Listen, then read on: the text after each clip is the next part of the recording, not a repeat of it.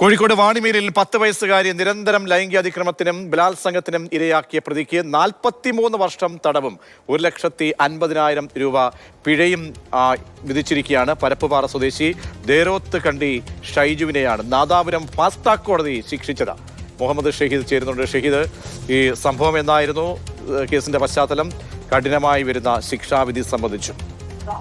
പ്രതീക്ഷ 2023 ഈ സംഭവം ഉണ്ടായത്. വളയം പോലീസാണ് കേസെടുത്തത്. അതിജീവിത ബന്ധുക്കൾക്കൊപ്പം വാടക വീട്ടിൽ കഴിയവെയാണ് പ്രതി ക്രൂരമായ രീതിയിലുള്ള ലൈംഗികമായ പീഡനത്തിന് ഇരയാക്കിയത്.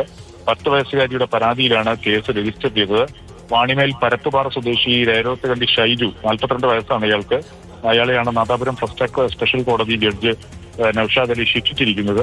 അതായത് 43 വർഷത്തെ തടവിനും 1,05,000 രൂപ പിഴയ്ക്കുമാണ് ശിക്ഷ വിധിച്ചിരിക്കുന്നത്. ലൈംഗികാതിക്രമം നടത്തിയതായും ബലാത്സംഗം നടത്തിയതായും പോലീസ് അന്വേഷണത്തിൽ കണ്ടെത്തിയിരുന്നു. ഇതിൽ കൃത്യമായ തെളിവുകളും പോലീസിന് കോടതിയിൽ ഹാജരാക്കാൻ സാധിച്ചു. ഇതിന്റെ അടിസ്ഥാനത്തിലാണ് ഇപ്പോൾ കോടതി ശിക്ഷ വിധിച്ചിരിക്കുന്നത്.